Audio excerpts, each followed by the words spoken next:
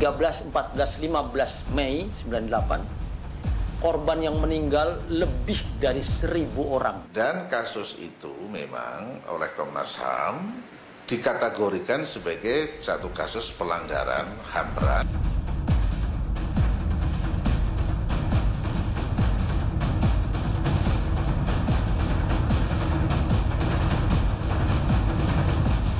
Setiap bulan Mei, bangsa ini selalu mengingat kerusuhan Mei 98 adalah tragedi kemanusiaan karena ribuan nyawa hilang dan terjadi pelanggaran HAM di seluruh penjuru negeri. Ironis, banyak yang mengingat namun hanya sedikit yang masih berjuang menuntut negara mencari dalangnya. Lagi-lagi, sikap bangsa ini seolah terjebak di jalan yang panjang untuk membuka payung hitam sejarah. Dan sepertinya pemerintah tak cukup nyali untuk mengungkap tragedi Mei 98 meski ada yang mengaku siap memberikan bukti. Pemirsa, sampai di mana kasus ini setelah 16 tahun reformasi berjalan? Dan benarkah tragedi Mei 98 selalu jadi komoditi politik menjelang pemilu? Berikut penelusuran tim Realitas.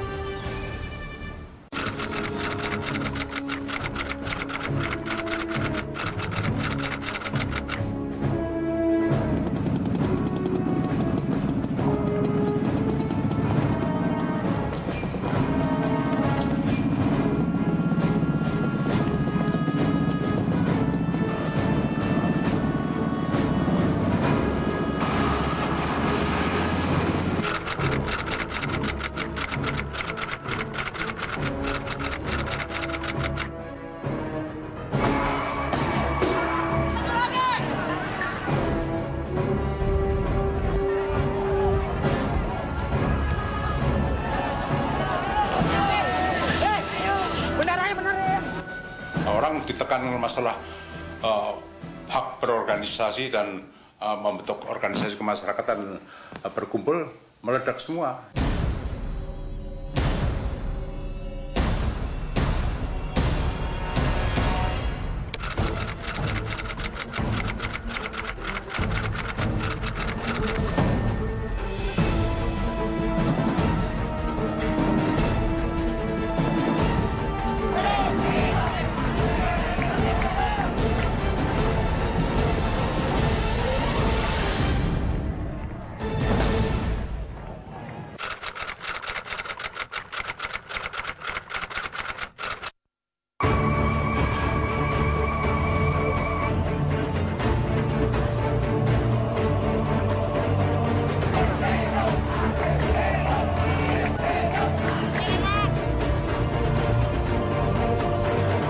Prasyarat-prasyarat untuk disebut sebagai crimes against humanity itu terpenuhi karena korbannya banyak sekali. Bayangkan waktu itu dalam waktu 3-4 hari dari tanggal 12, 13, 14, 15 Mei 98, korban yang meninggal lebih dari 1.000 orang.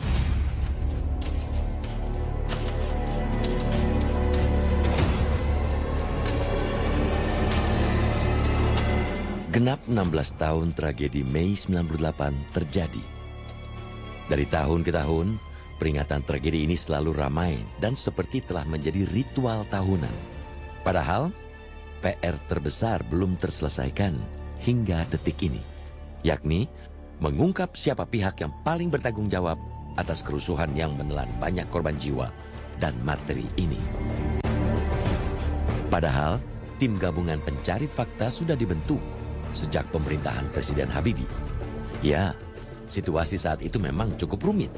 Mereka yang diduga merencanakan kerusuhan adalah para pemegang komando militer. Bahkan santer terdengar kerusuhan ini akibat dari persaingan di tubuh militer. Bukan hanya Pak Wiranto, Pak Prabowo juga diperiksa waktu itu oleh TGPF. Semua pejabat militer ketika itu karena diduga kuat bahwa militer dan polisi waktu itu terlibat di dalam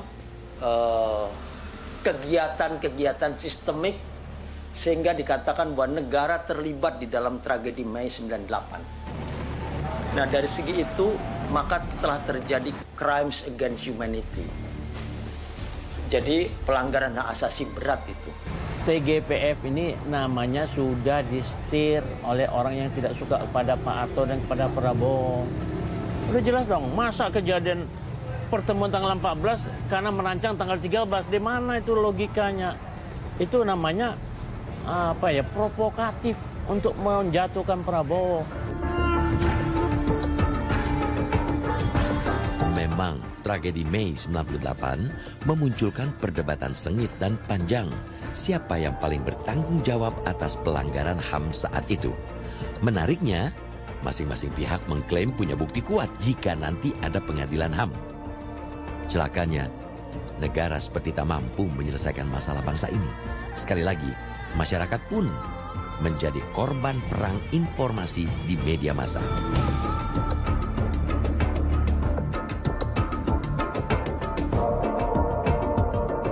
Banyak isu yang beredar pasca tragedi Mei 98. Misalkan saja, makin menguatnya unjuk rasa anti pemerintah Habibie dan ABRI pada saat itu.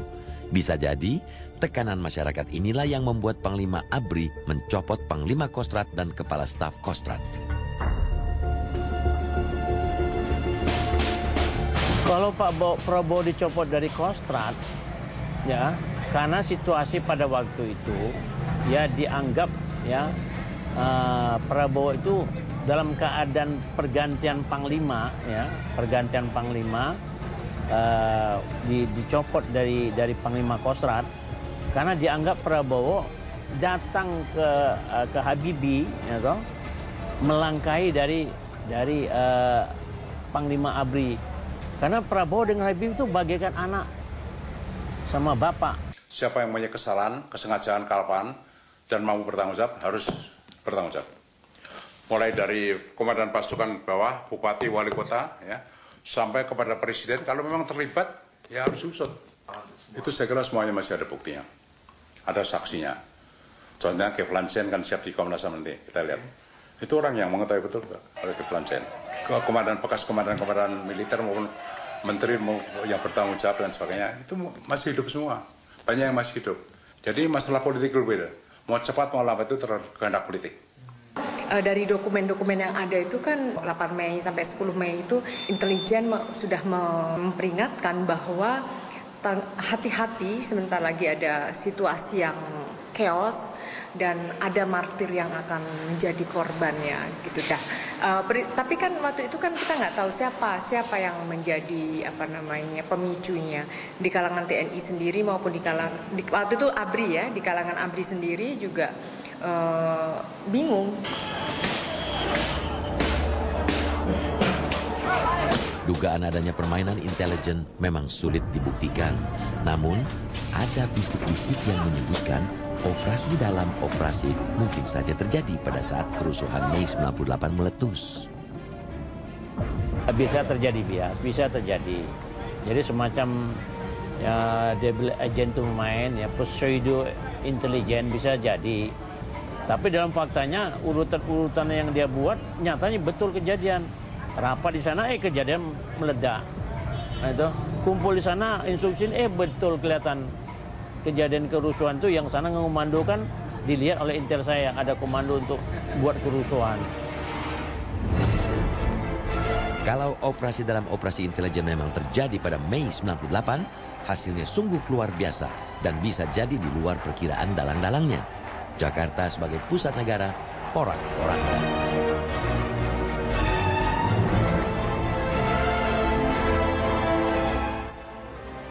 Bukan perkara mudah menuntut kasus pelanggaran HAM masa lalu terungkap.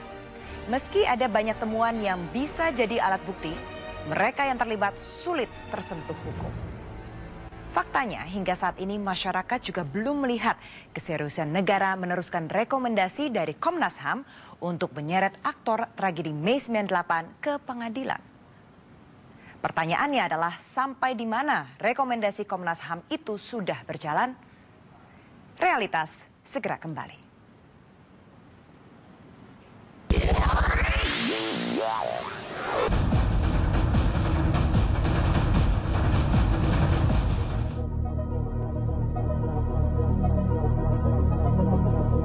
Hampir tidak ada perkembangan yang baru dari kasus tragedi Mei 98. Hingga hari ini, kasusnya seperti mandek di tengah jalan dan entah terhalang oleh apa.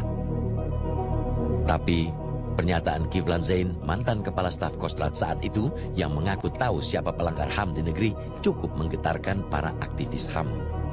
Dia mau bilang kepada masyarakat, dia tahu yang sampai saat ini korban berdiri di depan istana, tidak ada kepastian, tapi dia beritahu bahwa sebenarnya siapa yang membunuh, siapa yang terlibat, itu kita akan sangat apresiasi keberanian Kiflan Zain. Jadi kita masih menunggu beliau untuk berani berbicara di depan korban dan Komnas HAM terkait keterangan-keterangan yang dia ucapkan di publik.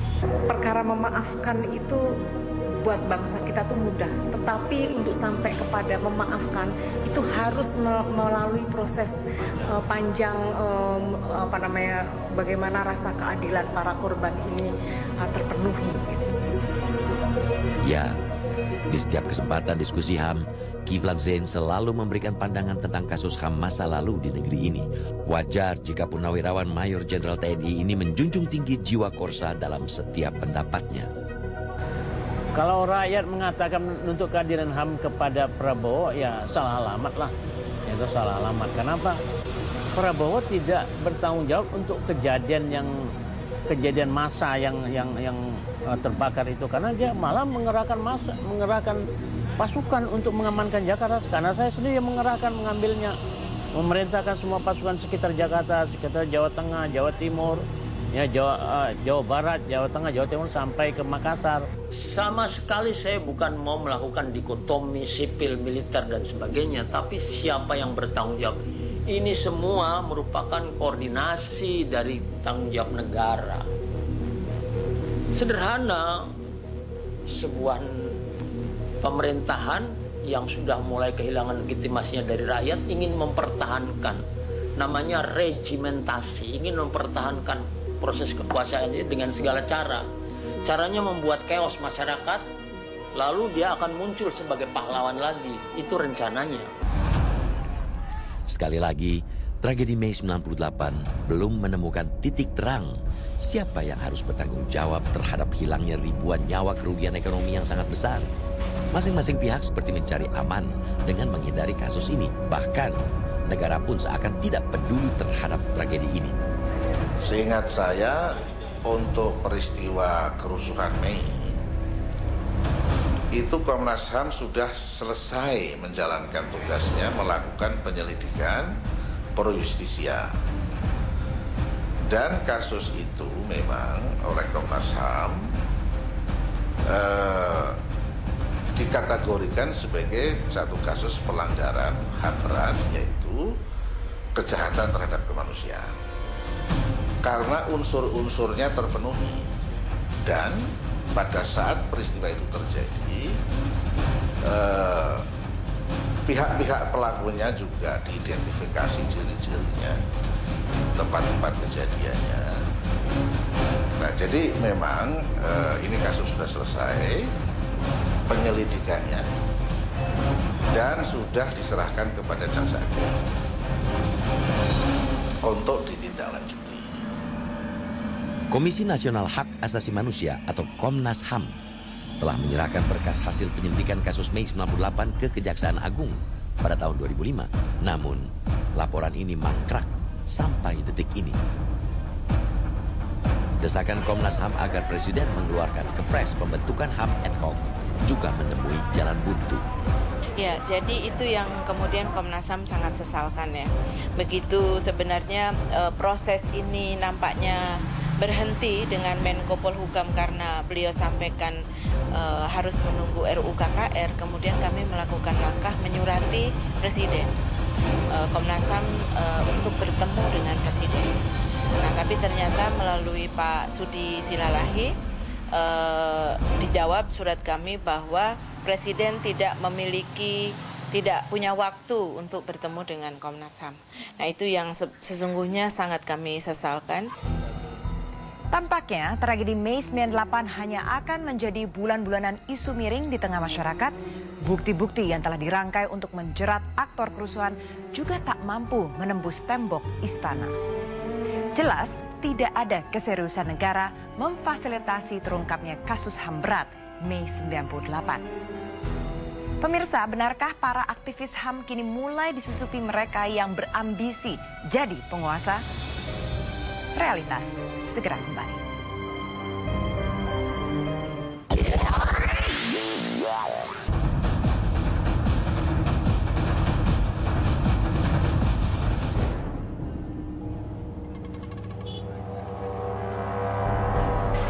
Seperti biasanya, mereka yang berpayung hitam beraksi di depan istana setiap hari Kamis. Mereka tidak pernah bosan untuk menuntut pemerintah agar mengungkap semua kasus pelanggaran HAM di masa lalu, termasuk tragedi Mei 98. Selain momentumnya pas di bulan Mei, Kamis 8 Mei 2014 adalah aksi ke-352 kali mereka. Ada yang menarik untuk diamati. Jika biasanya peserta aksi ini hanya segelintir orang dan beratribut hitam sebagai lambang keteguhan mereka, kali ini ada peserta lain yang bergabung. Maklum, sejak awal tahun 2014 suhu politik di Republik ini makin menghangat. Jujur aja, di aksi Kamisan sebenarnya kita membebaskan siapapun untuk memilih, punya hak pilih masing-masing.